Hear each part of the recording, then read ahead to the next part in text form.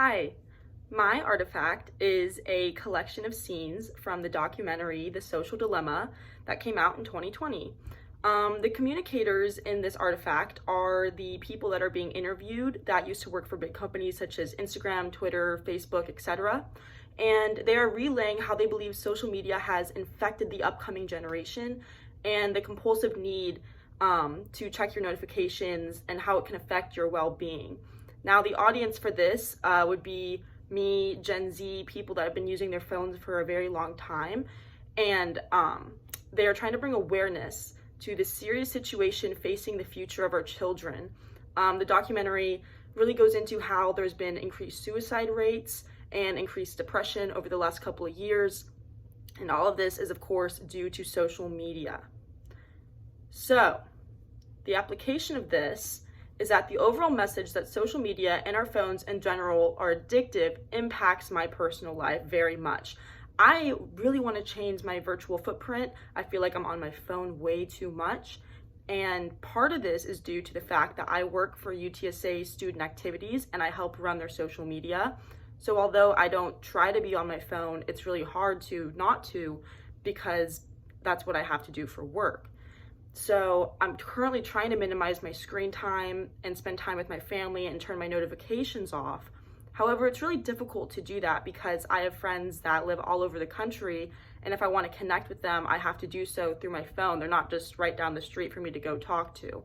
So it's kind of like a fine line between I really want to talk to this person, but I also need to think of my own well-being and get off social media and not be on there all the time. So one clip that really stood out to me from this documentary and in my artifact was when there was a teenage boy who tried to put his phone away for a week and tried to take a break. But unfortunately, like many Gen Zers myself, they succumb to seeing the phone light up and seeing the notifications and automatically assuming that someone wants to talk to them or there's something that is going on that they're missing. And so in the clip, he takes his phone and runs back upstairs and is on it for hours on end until he falls asleep. And I've had multiple times this has happened to me where I have my phone taken away or I try to put it away myself, and then by the end of the night I give up on it because I really miss it and I want to check my phone. And as sad as it may sound, I don't think that we will ever be able to go back to a time before social media was around. We'll never be able to erase what has happened. However, I think it's really important to learn that we can grow from this and take this information that we now have that social media is in fact addictive and it does control our lives.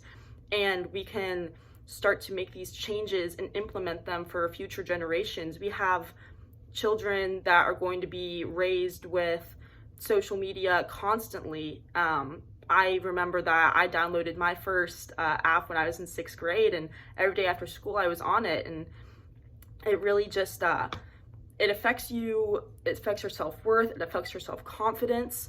And for future generations and for future communication, I want to use this information to emphasize how we must do more to stop this uprise in depression and suicide rates. So overall, the message of The Social Dilemma offers us to be generalized to the way that we should be living our lives. Everything needs to be in moderation. It's really hard to do so, but I think it's really important to remember that this change is not going to happen overnight. And the difference between technology and slavery is that slaves are fully aware that they are not free. Thank you.